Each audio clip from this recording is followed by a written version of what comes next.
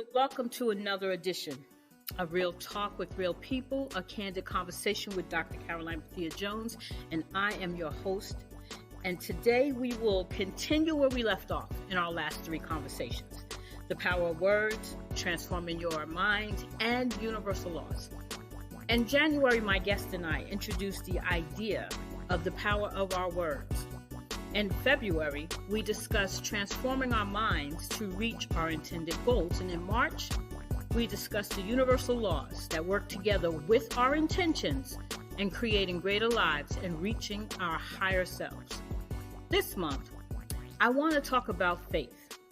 I want to talk about faith, passion, and vision. We are all familiar with the biblical phrase, faith, the size of a mustard seed, can move mountains. But what exactly does that mean? When we stop to think about it, we can imagine that even the smallest amount of faith is powerful. A mustard seed is very, very tiny, but faith that tiny can move mountains according to Jesus' teaching. So how important is desire? Very important. If you have sufficient desire to succeed, nothing can stand in your way. Without desire, there is a chance that nothing you envision will actually happen. Without desire, there are no goals. There are nothing that makes it easy for you to just go ahead with your plans. It makes it very difficult for you to bring anything into fruition. So without desire, you have no vision. And without vision, your dreams die. It's very foolish to go into anything without a vision. And when a fool speaks all that is on his mind, the plan soon dies, making it true what Proverbs 29:18 says: where there is no vision, the people perish. It's not enough to just talk about what we want. We have to change the way we think. We must allow God's universal laws to work in our favor. We must have faith, and we absolutely must understand our desires and develop a clear vision of what we want. Then our words will create the kind of world we want to live in. So make no mistake about it. Our thoughts have an incredible ability to shape our lives. Our Creator wants to help us achieve everything that we can imagine. In fact, our Creator is able to do far more abundantly beyond all that we ask or think, according to the power that works within our very being. You can have what you imagine.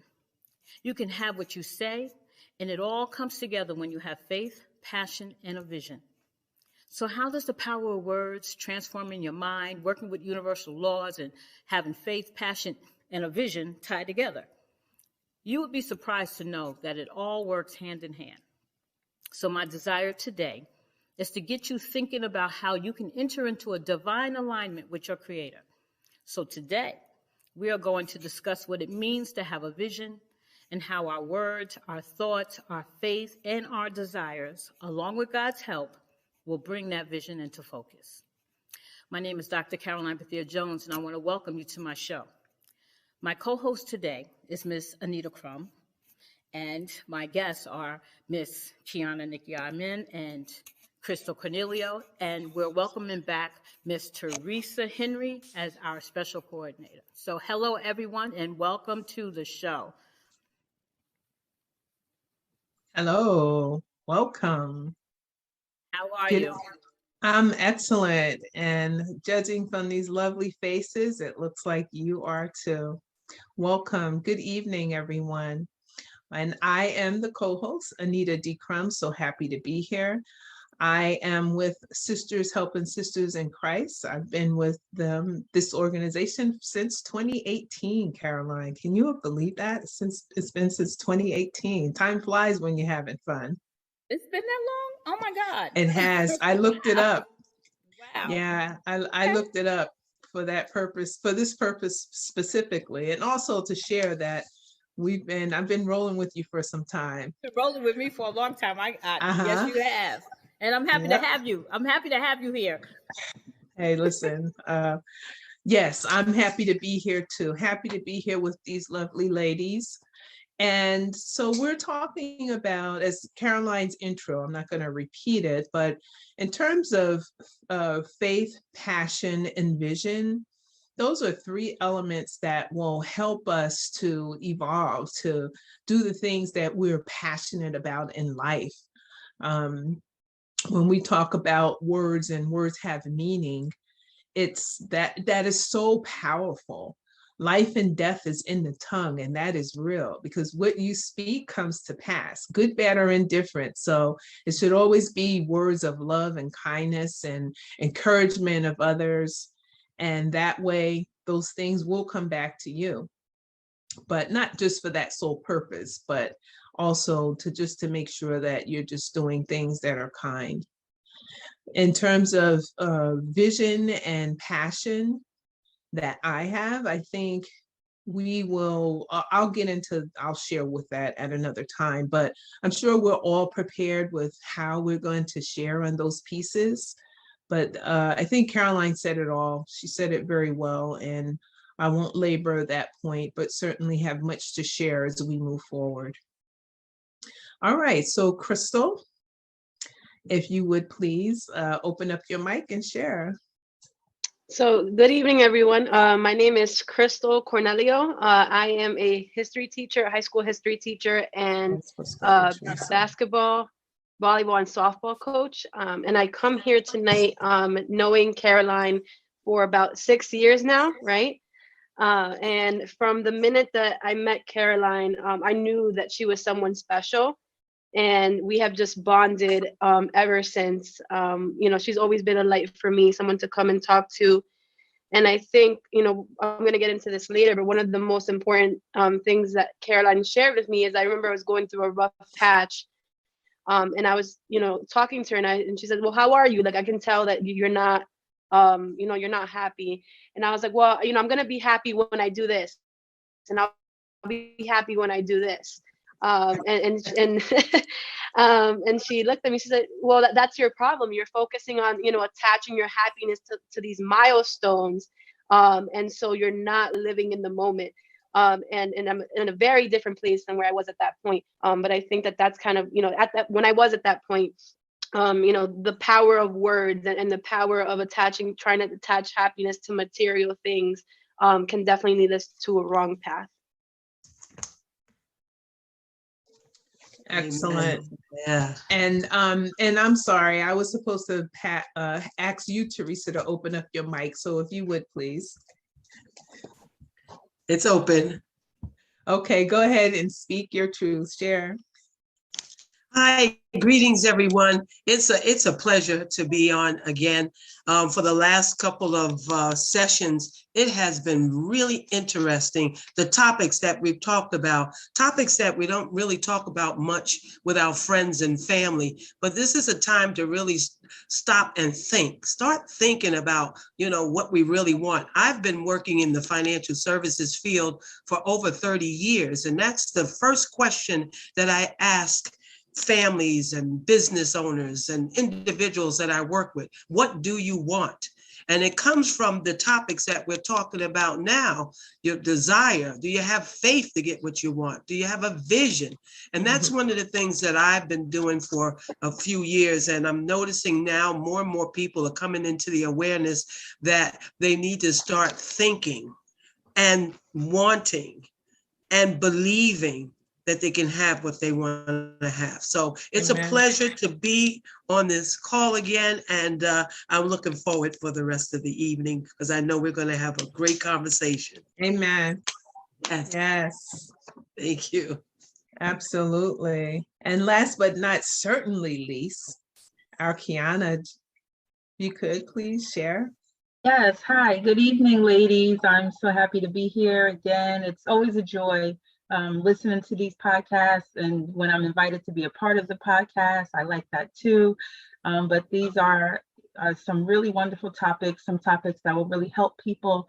And I love getting the insight from others on what they're doing in their walk so that they can lead, a purpose-driven life. I love getting other insights so that I can add those things to my toolkit. And hopefully, I'll be able to drop some gems as well, let you know what I do in my life that has helped me. But faith is definitely a huge part of my life. So any conversation around that, I'm always very willing to share because it's just the crux of my existence and how I press on. So I'm really interested in getting this conversation going so that we can delve right in and share some tips. Absolutely. Well, welcome back. Absolutely. All right. Well, we've gone through the introduction, so I said we can just delve right on in. Okay. So I'm going to continue to turn it over to my co-host, Miss Anita Crum. Yes. Okay. We just going to dive right in there, Anita.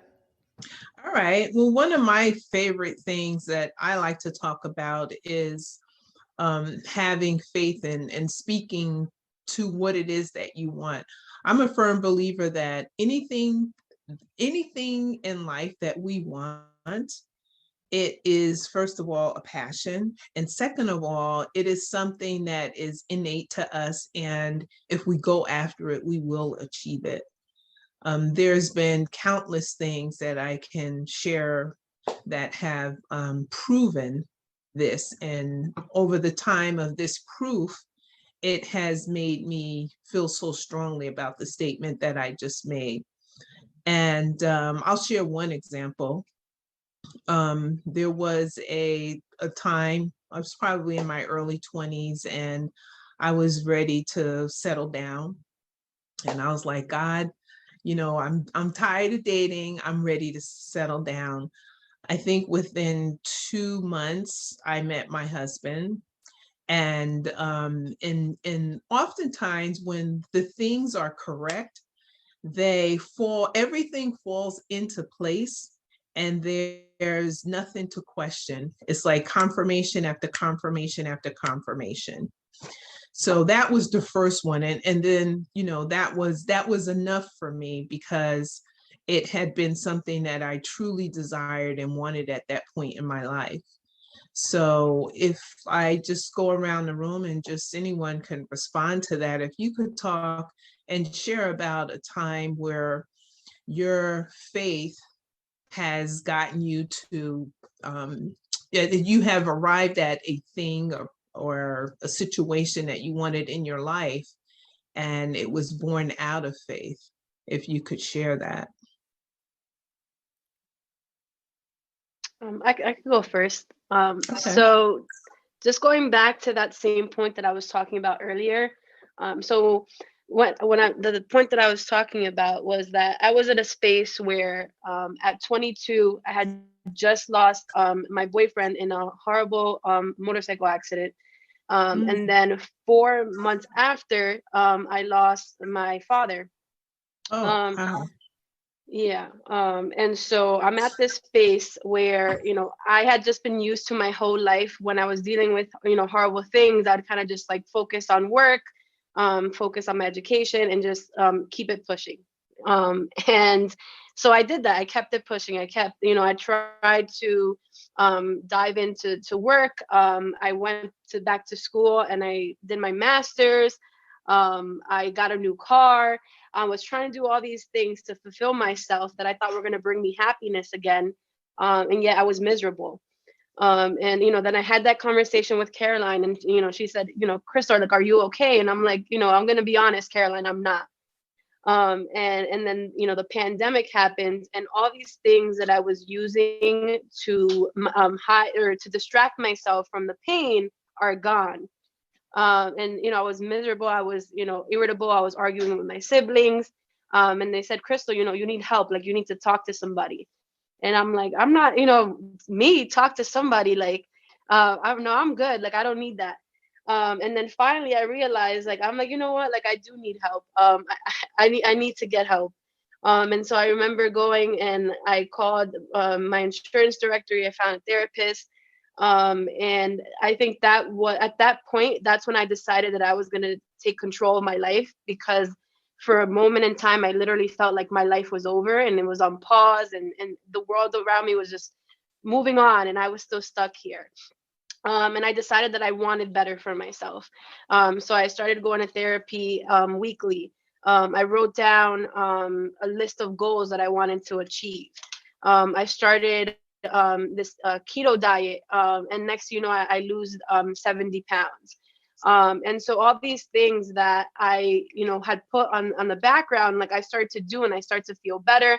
And I realized that it all started with me. Like I couldn't look for happiness in other places. I had to do the work internally in myself. And I'm in such a much better place now. I think, I write down my goals. I think about living a purposeful life. When Theresa was talking about, like, I asked people, like, what's their plan and, what's their vision? I didn't have any of that. I was kind of just like, I'm just going through the motions. And now, I think about every action that I take. Is it aligned with my values, right? Is this something that I'm being intentional about, right? And I remember even when Karoline asked me, I think Karoline asked me a year ago to go on her podcast last year. And I was like, oh, I don't even think I have anything to offer, Karoline. Like, why, I don't know, like maybe next time. And now I'm like, no, like I feel I'm in such a much better place because I decided to take control of myself and my life. And, I really think about this idea of, like, some days, I'm not going to lie to you and say every day is great. I feel awesome all the time. And even when I think, something doesn't go according to plan, I get upset. And I have to really, think to myself, and, I think about 2 Corinthians 5:7, like, walk by faith and not by sight. And I know that, like, yes, I may want things for myself, but, I have to trust God and I have to trust his plan for me.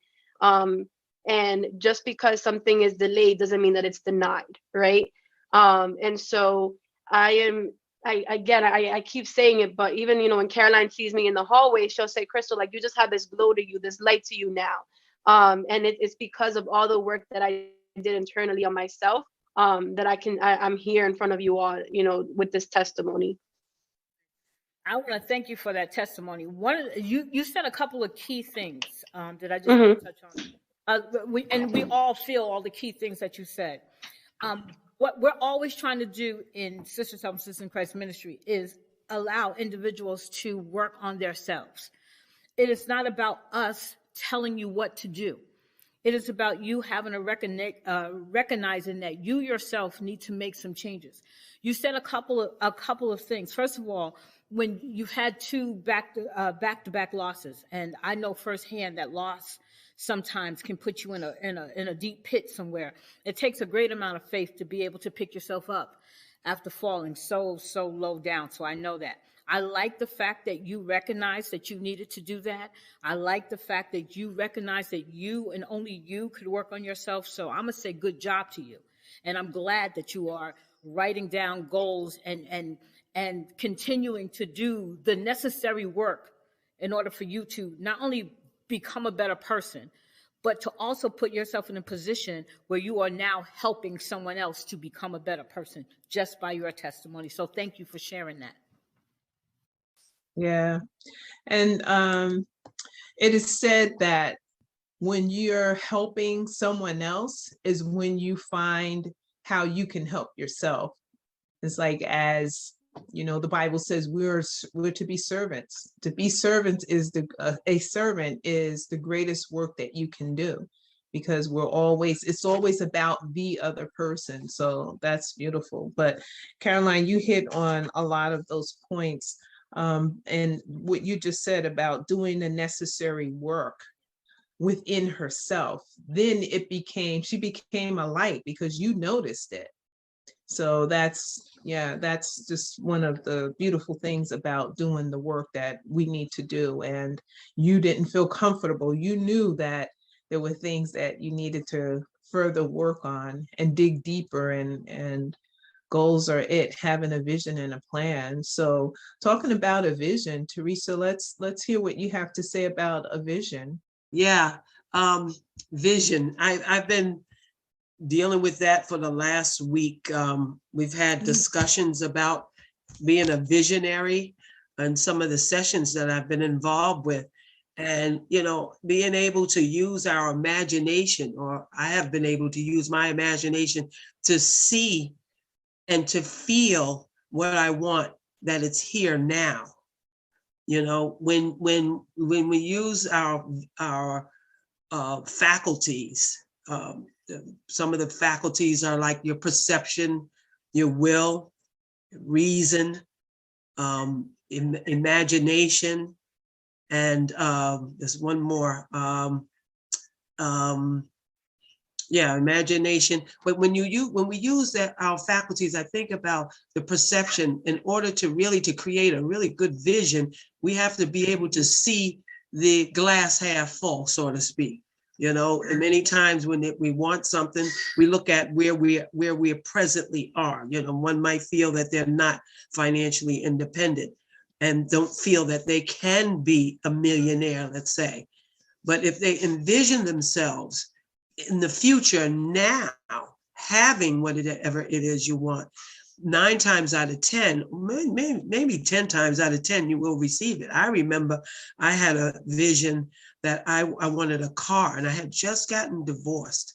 And I was going through a lot of challenges with debt, and I had to move. During that time, I had to move like 9 times. And then I remembered, I said, when I was a little girl, I wanted a bicycle. And we lived in Brooklyn in a brownstone. And I sat in a vestibule, the area where you walk into the home. And I envisioned myself riding a bicycle. I remember I must have been 12 or maybe 10 years old. And I remembered the association that I belonged to, which was a church. And they said that we can have whatever we want. All we need to do is ask and then believe, and you will receive it. And I remember that because I was an altar girl. I was at church every week. And I said to myself, okay, let's see what you're working with, God. I want a bicycle. My birthday was that next week. My mother bought me a blue bicycle. I was so happy. And then I was so happy. And she had some friends over that day, and it was raining, and she didn't know, but she told me I could ride my bike. And I was like, oh my God, if she knows it's raining, she's not going to let me ride my bike. And I was ready. I was so pumped up.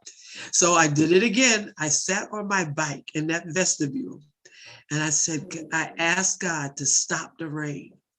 And I believed it. And I had faith because he had given me the bicycle. I had already envisioned it. I had a strong desire for it. So I knew he was going to stop the rain.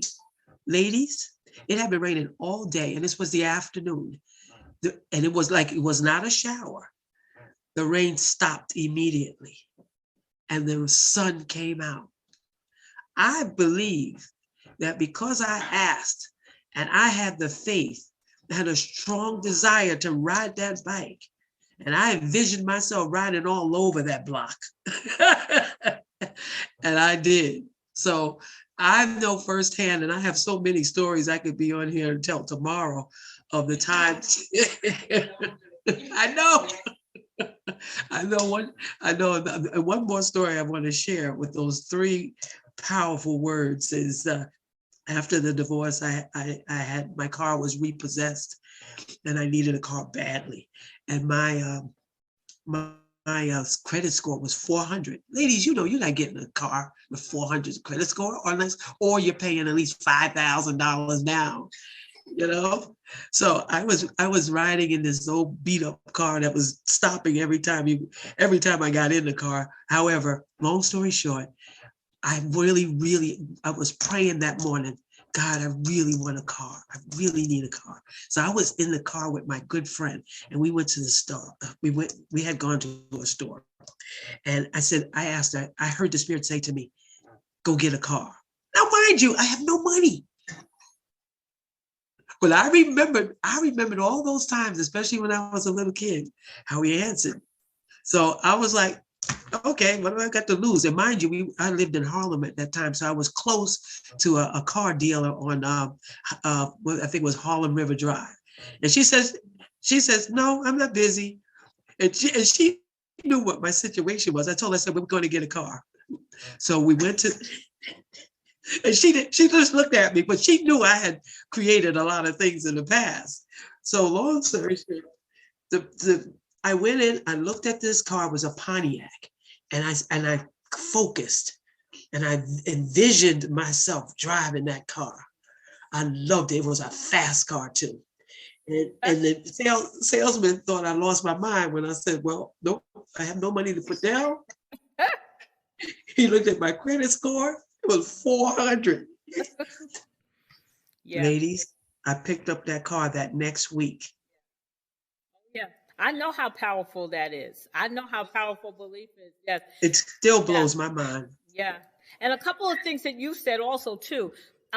It's no surprise that Jesus tells us unless we become like a little child. Yes. Right? Yes. Because little children have a better tendency to have a desire and belief and faith. They believe, they have faith, and there's nothing that tells them that they can't do something, right? I think if we can continue to understand that, as long as we don't turn back, as long as we don't doubt, as long as we continue to believe in ourselves and believe in what we're capable of, then we definitely will have the success. And again, thank you for sharing that story, because I have plenty like that, because I know exactly what you mean. I know exactly what you mean. I know, and that is so powerful. Just vision and speaking things to life.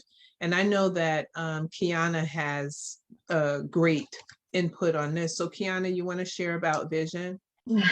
Oh yeah, every time someone was speaking, it really resonated with me because it matched some time periods in my life.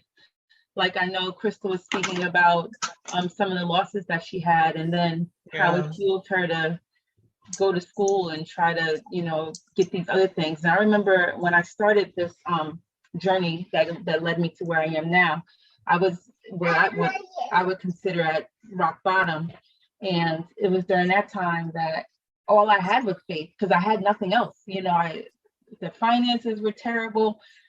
I had lost a relationship, not to death, but the person was gone. So it seemed like that was it for us. And it was, but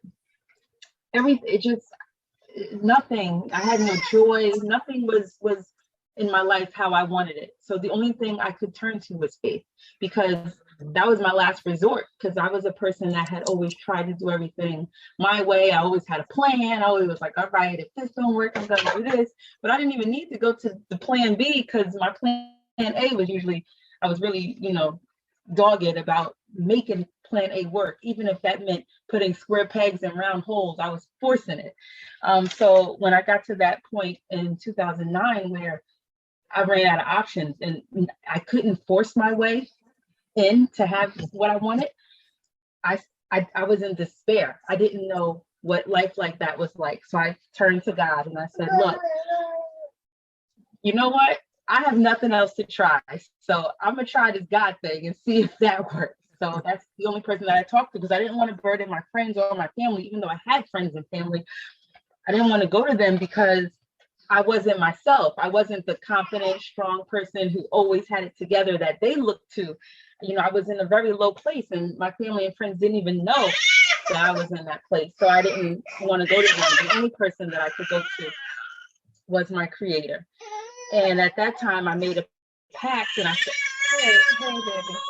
I made a pact, and I said, hey, I'll try it your way, and we'll see, because I have nothing to lose. So I surrendered everything, and I went all in, and that was a huge leap of faith at that time. And Anita spoke about those confirmations that you get when you step out on faith.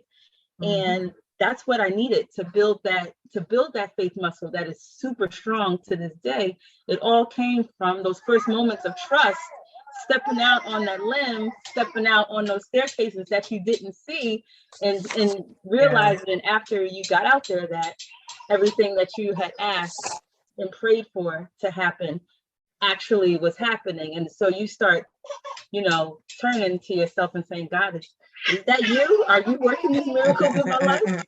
Let's keep trying. So I did it over and over again, gingerly waiting for the Lord to step in, and 100% a success rate at that point. So that was all I needed. I was sold. I said, you know what? If I did my life up until this point and crashed that car and messed it up and made it in a way where things were not working out, And then I decide to switch directions and let my steps be ordered and try to tap into some divine wisdom so that I think before I make a step and I say, which way do you want me to go, Lord? And go that way and then see the success rate.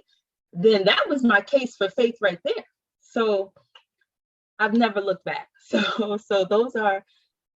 that was the building blocks for all the other moments that came. So the cars that came when I had no money and just thought about it that day, like I'll go get a car, which is how I got my first car. I didn't think about it the day before, but on that particular day, something inside said, go get a car. And I was like, what? And it's like I have these conversations in my head. I'm going back and forth, like, what do you mean go get a car? And what are you talking about? So going that day and coming home with a car, that's how the first one was. And then Anita spoke about having a conversation with God and saying, you know, I really want to settle down and have a partner in my life, and then that person being brought to her. And for people who know me, I can talk about this later because this would be another long conversation and I don't want to spend too much time now, but I had a love blueprint, which helped me manifest my future husband. So that's something that I would definitely talk about a little later on this call, because that's another ultimate test of faith right there. But my life from 2009 to present has been full of faith walks and success rates based on faith. And that's how I continue to live until the day I die. Wow. That is so powerful. The case for faith. I like that. The case for faith. We've all got our cases here for faith. I think if we focus in on what Keyana said about the last resort.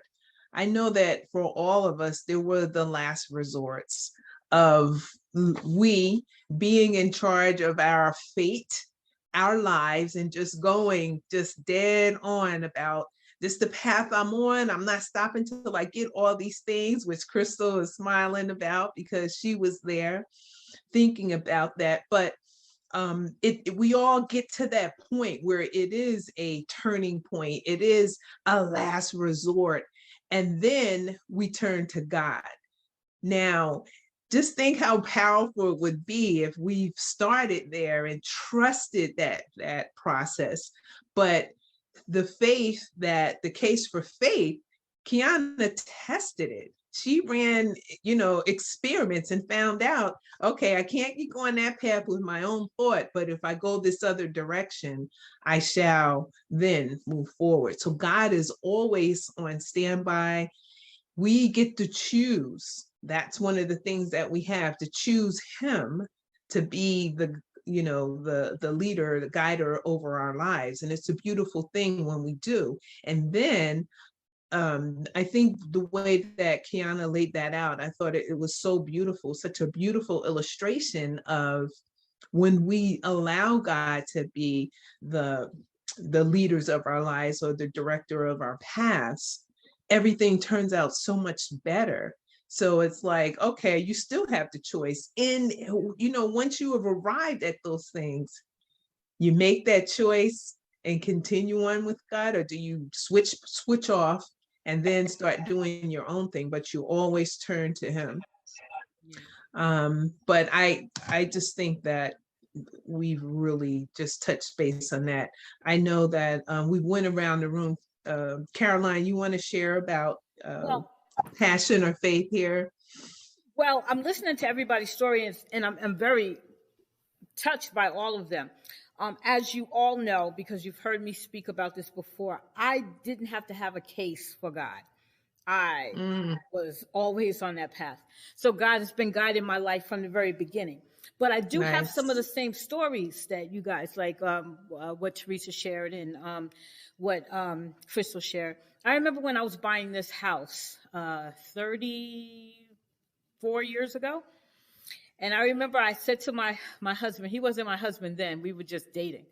And I said to him, we need a bigger place because we already had our 2 kids, right? And we was in this 1-bedroom apartment. I'm like, I need a house. And so him trying to be slick says, if you can find a house for a certain amount of money, then I'll buy it for you. Of course, the amount of money that he told me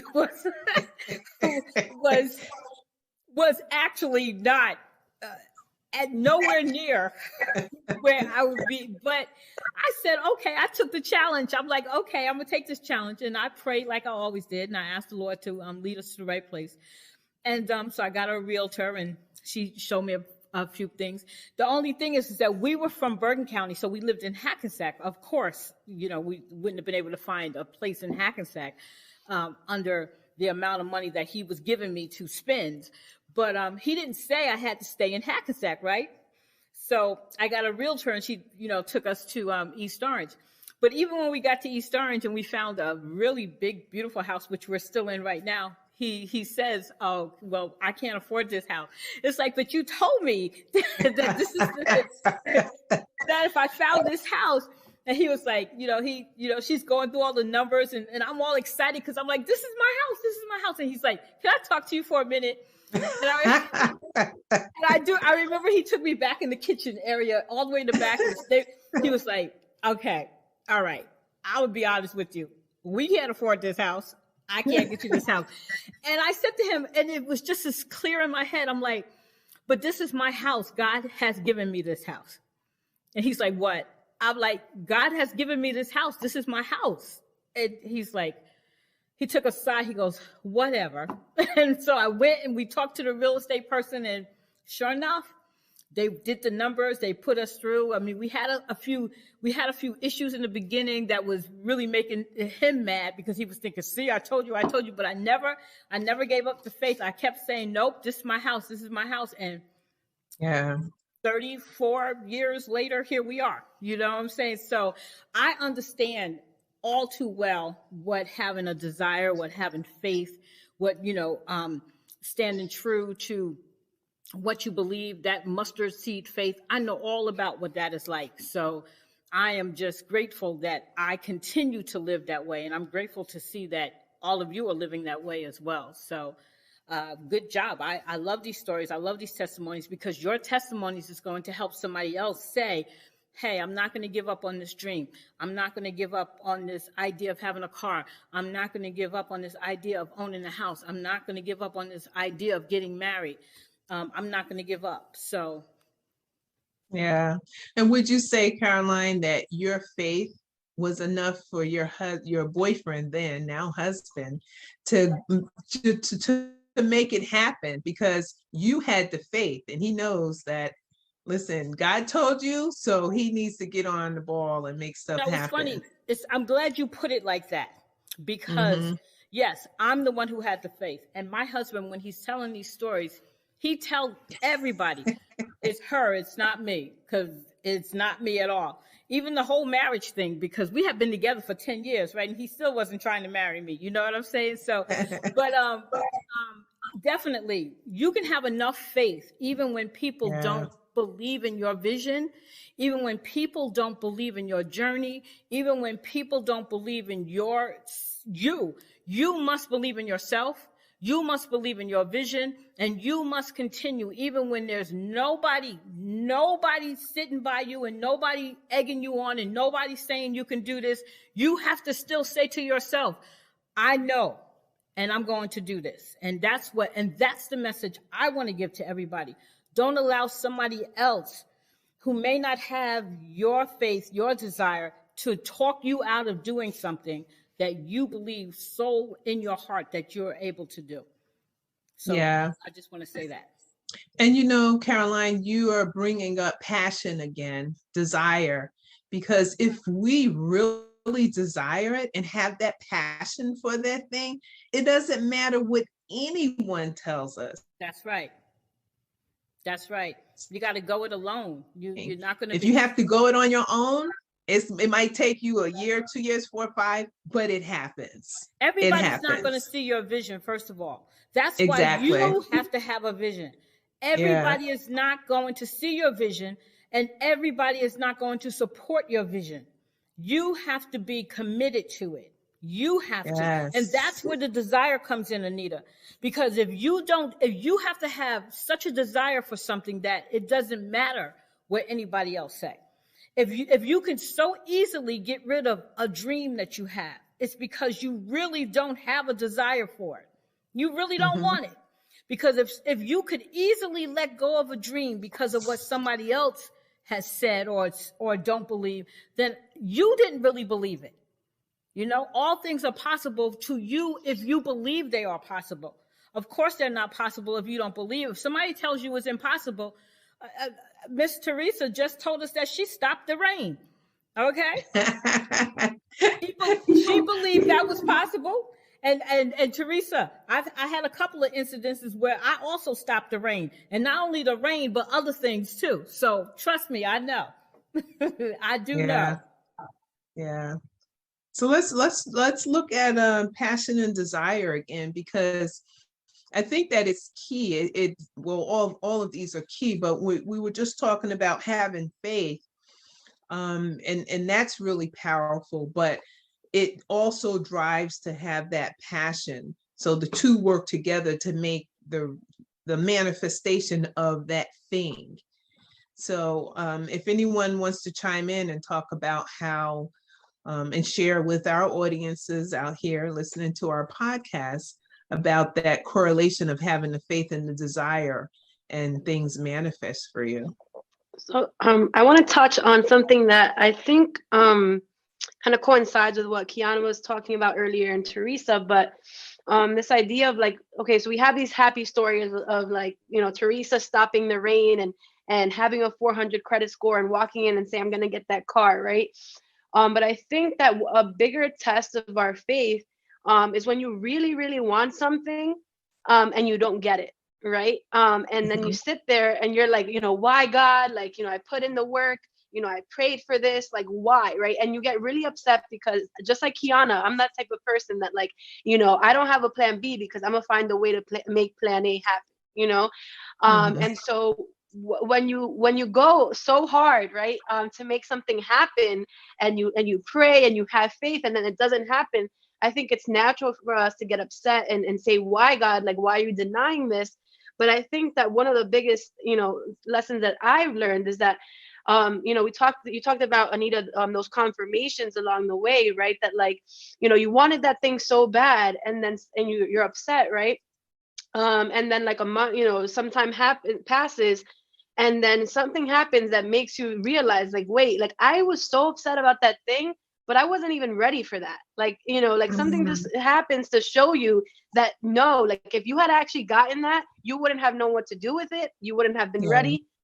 And so, you have to keep the faith, even when you don't get what you want, because one, it just meant that it wasn't right for you at that time. It wasn't right for you. Or that God is gonna give you something even greater than what you had imagined. And that has happened to me countless times where, I was so upset and I decided, you know what, I'm gonna trust God, and I'm gonna, come to terms and make peace with the fact that that wasn't right for me. And then something happens later that confirms that. And I was like, wow, like I was so upset over this thing. And now I'm realizing like that actually wasn't a good fit for me, or that wasn't right for me at that time. And so I also thank God for those closed doors when things don't work out for me. And then he gives me something, beyond my imagination. So I think that's another gem I'd like to put out there. Yeah. And that, yeah. Yeah, Karoline, were you gonna just touch on follow up what she was saying? I think she said a mouthful, don't you, Anita? I mean, yeah. Absolutely. Oh my God! A lot of times we don't even realize the blessing is in the not getting. Oh yeah, I was gonna add to that. Thank you so much, Cristal, for bringing that up, because that's what people don't realize sometimes, especially when I talk about my plans and things like that. I might confuse folks because they think that when I say that I have my plan and it's gonna happen, they're thinking that it's exactly the way I put it, which sometimes it is, but sometimes it's not. So what I had to learn was that flexibility, understanding that you have to really not get married to the details, but just really look at the ultimate goal. Like, what are you trying to accomplish, or what is the end result that you're trying to achieve? Because there's many different paths that lead you there. It's not just one way. And me, before, with my plan A and thinking that was the only way, I was so blind. I had that, tunnel vision where I couldn't even see that there was other options left and right of me. I was so focused, and you miss so much that way. You know what they say, you can't see the forest for the trees. So one of the Bible verses that I really love is in Jeremiah, when it says, I know the plans I have for you, declares the Lord, you know, plans to prosper you, not to harm you, to give you a hope and a future. So leaning on that scripture, it always reminded me that I have a plan, but it has to be also in line with God's master plan. And my plan, it's like the wheel in the wheel, you know, it's like a small plan, but it's wrapped in this larger, greater plan. So my plan has to be in line with that. So sometimes the details that I thought I had for how I wanted my plan to work, it doesn't jive well with the master plan. It might be something that isn't going to lead me ultimately to the end. I'm going to be disappointed. And another point that Cristal brought up is reflection, which I do a lot of because I journal. And so I'm always looking back over years and different times and just seeing how far I've come. And that's also been really helpful in stamping my faith, because those things that I thought I wanted, that I wrote down at this point in time, that were so important to me, when I read it maybe a year or two later, or even a few months later, that feeling is gone. So it reminds me that sometimes we're putting too much emphasis on these emotions that are leading us in a direction that's not based on God's purpose for you. Yeah. So basically I say all that to say that I learned flexibility. Learning flexibility and being open to new ways was one of the best things that could happen, because it allows me to be still and see, you know, how these things happening are actually getting me to where I should be. I don't fight it anymore. You know, I don't go against the tide. You know, there were times where, you know, you want to really pull on those closed doors. You want to bang on them. And you're like, no, I have to have this. I have to have this. And then you realize, like she stated, 4 months down the line, sometime down the line, you get to see why that wasn't for you. You know, you didn't get that job, but then when you got a better job later, a job with more money, or a job that was just happier. You know, you thought that would be a good fit, but then you talk to the people that work there and they hate it, or the job is tanking. All types of reasons, you don't know. So it's just better to always be happy with what's happening, because everything happens for a reason. And if people spend time reflecting on things that have come before, they will start to put those pieces together, because sometimes we don't see the whole puzzle. I know for me, I don't, you know, if you have discernment like Karoline has, she may see the whole puzzle.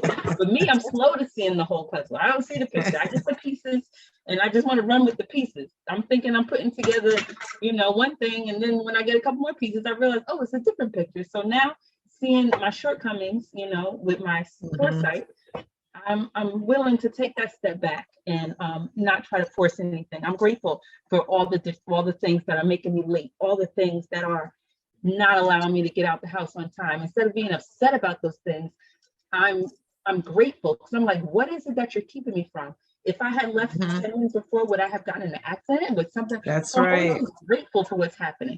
And when you enter that space of gratitude for all things that are happening, then you realize that you're not missing anything, and nothing is ever a mistake. Yeah, well said, Keyana. I think that Karoline, you're speaking. We're not hearing you. You're right, muted. I'm sorry. I wanted to say this while Keyana has said that. The most important part of that, what Keyana is saying, is being able to listen to God's voice. Yeah. So many of us don't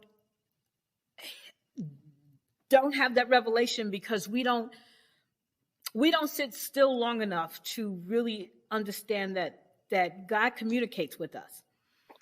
Case in point is, this was many, many years ago. I mean, so before I was heavily into the ministry the way I am now, but I still was in the start of it. And I was meeting a friend of mine who was coming to the house for a ministry lesson, and she didn't know how to get to my house. And I said, I will meet you at the gas station that was up the street from my house. And I was at the gas station, and I was in this small little car, this tracker, and I noticed a group of young boys walked past my car. They had bats and sticks and in their hands, like they were about to be up to no good. And because I was in my car, I didn't think anything of it. I said in my mind, I know they're up to no good, but it don't got nothing to do with me, right? So I'm sitting there and I'm waiting and I'm thinking about things that we're going to do in the ministry. And I heard this audible sound within my head say, drive. And I was startled, right? And I'm saying drive, and it got louder, drive. And as I look, those young men were coming back toward me with their sticks and bats, looking like they were right. And when I still didn't understand, and I promise you, I don't swear, but I promise you, when I didn't move quick enough, something pressed against the gas tank and got me moving. My car moved at the very moment that they were about to make contact. You understand? I literally was totally outside of myself. I didn't even understand what was happening until the car moved and I got out of the way, and I just, at that point, understood what was happening in that moment. So sometimes we have to make sure that we are in tune to hear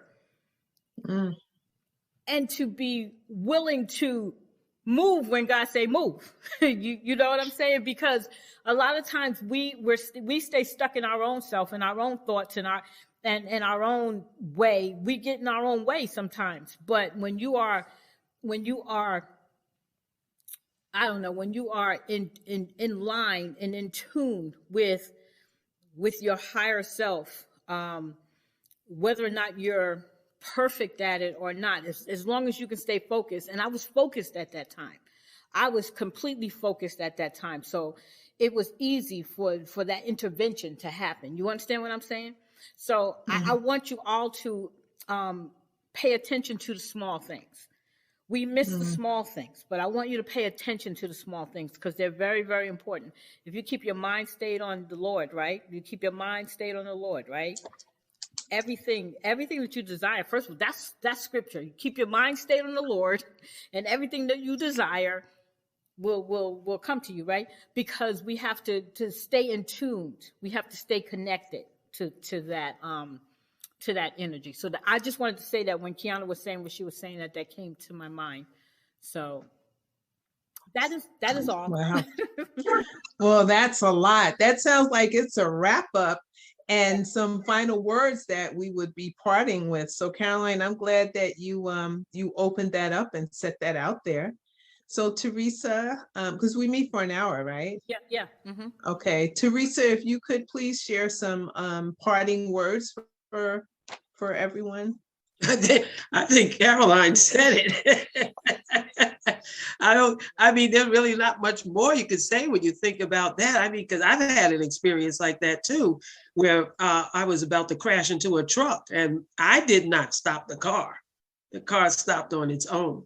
And all that is about having that faith, having the faith and really trusting in the Lord, trusting and believing that you are taken care of. If we're taken care of, it's like an invisible force that just comes and protects us and gives us all the things that we desire.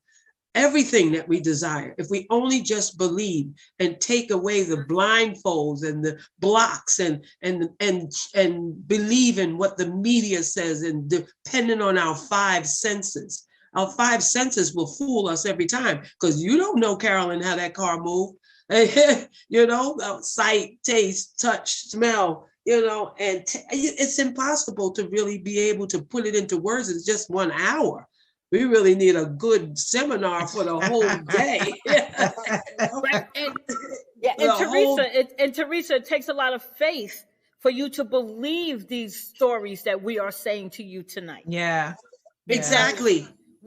Sometimes you don't even want to share some of the stuff that you've gone through for obvious reasons. But Yeah, exactly. But see, this is a time with the change in the environment, the change with things that's happening now. This is the time when these discussions are very important in all areas, through mind, body, and spirit. And one of the areas that most are not talking about and do not believe, even though we've gone through a lot of these miracles, so to speak, don't believe that they could be wealthy.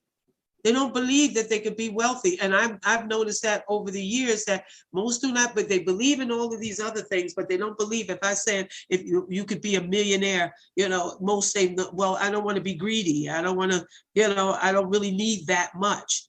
No, you don't really need it. But he said, press down, shaking together and running over. Yeah. And that is the saying, you have not because you ask not. That's not. Exactly. Yeah. Exactly. Making financial decisions and understanding how money works is a skill that most do not really know and do not know how to acquire because they haven't asked. And many families lack the knowledge of knowing sound financial choices and believe in what God says about money, because when you look in our community, our net worth is going down less than 1%. As opposed to other classes where it's going up much more, over 50%. That's by design, though. Theresa, it's by design. Exactly. Yeah. And that's what I bring up, what happened, in the Wall Street, the Black Wall Street. After that time, it's almost like it was ingrained in our DNA not to trust and believe that we're promised wealth because of what we saw. Our sight, our senses said that we cannot be financially independent. And even to this day now, it's like pulling teeth to help folks to understand that you can be financially independent. You got to feel comfortable about talking about money. Most are not comfortable about talking about money because they don't realize that we were born rich. That is our forgotten birthright and heritage, that we're born rich. And if we believe these things in these other areas, then we need to wake up and smell a coffee and understand that now is the time that we must understand the promises that God gave us when it comes to wealth. That's one of the things that I've been doing for many years. One guy, he didn't even believe me. I freed up $1,800 for him. And when he retires, he'll have $1.2 million just from money he was already spending, when I had to work on his prosperity consciousness to believe and trust and know that he has promised these things. So Theresa, we have now identified our next session and series of conversation. Thank you for that. You're welcome.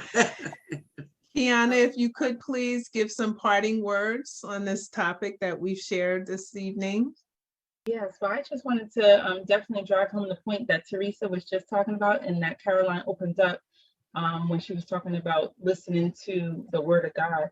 It's about definitely awareness. You have to, I always pray and say, turn up the volume on that inner voice, because that's exactly what we're talking about. And we live in a world and in a society where people don't have it turned on and they're unconscious. They just go through the motions and everything is on autopilot. So you have to snap out of that mindset of just going and going and going and doing without thinking. There's so many things that we can do without thinking, but that are of the world. You want to get on the kind of not thinking that Karoline was speaking of, which is God is moving you where you need to be, moving that car, stopping that car, doing all types of things like that. So that comes from, it's like the movie The Matrix. I mean, basically that's what we're talking about here. And people, understand that it's about seriously unplugging from what they want you to pay attention to, all those distractions, and turning up that awareness to our spirituality, to what connects us to what's beyond this earth, this plane. Because there's a master teacher in Harlem, Infudisha Jehudamis, and he keeps reminding us we are divine spiritual beings having a human experience. So people think that earth is, that's it. We're born, you die, that's it. And if you believe that, that's cool. But I don't believe that. Earth is not where I began, and earth is not my final say. I'm just passing here at this time in this human form, but this soul and this spirit was was already here many, so much time ago. I can't even count the number of times because it's been so long. So it's not just the 40 years that I've been on this earth. That's not the crux of my existence. And so recognizing that helps you tap into, like Theresa said, 5 senses are earth senses. I don't want just 5 senses. I want, like the movie Lucy, I want all the other senses, you know. So that's what really sets you apart when you start on this path of consciousness. It's understanding that there is so much more beyond this realm that could aid us while we're here. Because while we're here, we have a mission that many don't know. And if you're here and not doing your mission, then you're kind of like, you know, your life isn't purpose filled. But once you say, hey, I recognize that I'm here, I recognize I was born for a reason, what do you want me to do? Now that's going back to the person that sent you here, you know, the entity that allowed you to exist here, and downloading those instructions. So that's what I'm doing. I'm awaiting instruction all the time. I'm moving on those instructions, and I want my life here on this planet, this earth, this time that I have, this finite time, to be, you know, purposeful. And once this life, this breath passes, and then I continue on, I want to be, I want to know that I completed my mission, you know, so I can go back and see what the next mission is. So it's not part of birth, it's just about awareness, just tapping in and just really being able to get those additional senses, because there's so many that we're not, there's so much that we're not using here, but you can use it here. You can, just like all of us have these stories of these miracles. These miracles are happening because these are folks that have understood that there's a divine power that can be accessed while we're here. So just, I don't want anybody to ever forget that. Yeah, well said, well said. Cristal, if you would mind sharing some closing remarks. Oh, wow. How do I follow that up? Or add to it.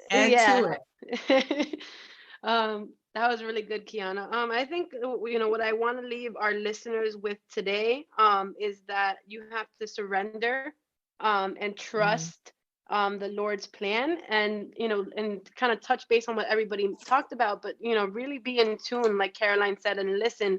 And like Keyana mentioned, like waiting for those instructions, right? Because a lot of times we try to, you know, we hear or we know what the plan is, and we see signs, and we purposely ignore those signs, and we think that we know a better way, right? And I think even back to when Keyana was talking about how she went through a rough path in 2009 and came to a point where she was like, well, you know what, like, you know, this is it, like, you know, this is my rock bottom, like, God, what do you have for me? And then you have someone like Karoline who's always listened and followed instructions. I think, unfortunately, you know, it also took me to hit rock bottom, to realize that my plan, you know, couldn't coincide with God's plan, right? If I had to listen to what he wanted for me, and I had to, you know, find purpose in what I do, and be aligned, and, you know, all the things that I do now, and you know, reflecting, in, you know, working on myself, and doing the work, right? Because, you know, going back full circle to the beginning of the episode, we talked about how, yes, everybody applauds, you know, doing the work, but doing the work is really hard, right? It's really hard. You know, there are times where I break down, where I'm like, oh my, like, you know, but it's necessary, it's healing. And I know that I'm breaking generational curses by doing it. I know that I'm, you know, I'm living a more purposeful life, that you know, that I'm being an example for my siblings. And so I say all of that to really just, you know, again, tune into what, you know, the signs that God is giving you. And that's every day that I wake up, I think about, how can I serve God? What can I do today to be a better person? And how can I walk in his path and his image? And then if I know that I do that, then I can go to sleep every night content. Well said, well said. And I'll add to all the great closures that we've offered our audience for today by saying, you know, ask so that you can receive. We don't receive because we're not asking. And test it. You know, write out goals, and put every effort in achieving those goals and watch what happens. Believe it, have that faith. And it's, as Karoline said earlier, faith of a mustard seed. Mustard seed is very, very tiny. So try it, give it a shot, and watch what happens. And that will set you on your new path. So Karoline, I'll pass it back over to you to close us out. I want to thank all of you for participating in this discussion. So many things were said here. And I'm really hoping that the takeaway is that we're going to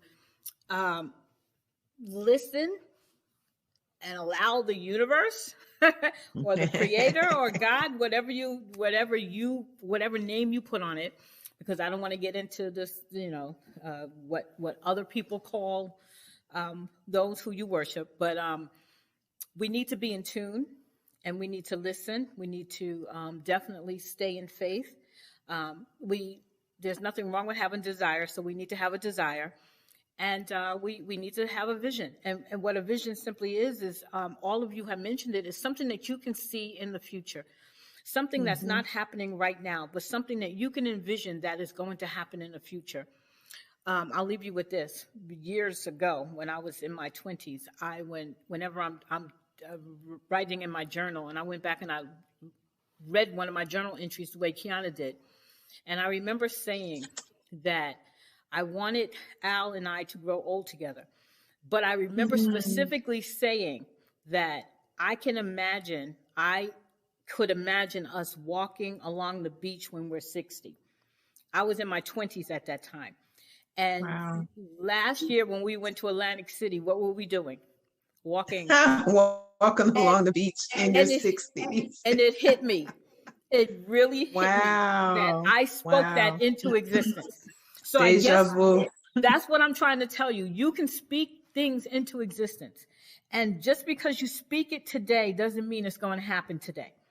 That's what being a visionary is. A visionary is somebody who can see deep into the future, like a prophet. You understand what I'm saying to you? So just because what you have envisioned did not happen yet, please don't give up hope, because that's what a vision is. It means it's going to happen in the future, right? So I want to leave you with that. So thank you again for joining me for this edition of Real Talk with Real People. This has been such a great time, and I cannot wait for next month. Next month, we're going to do a wrap-up session. We're just going to, my co-host and I are just going to wrap up everything that we've done for the last 3 or 4 months. And then we have a special edition coming up in June. Look forward to that. We're going to get into some deeper learning and some deeper education. I will keep you posted on that. But this has been Real Talk with Real People, a candid conversation with Dr. Karoline Bethea-Jones, and I'm looking forward to bringing it back again. Good night. Night.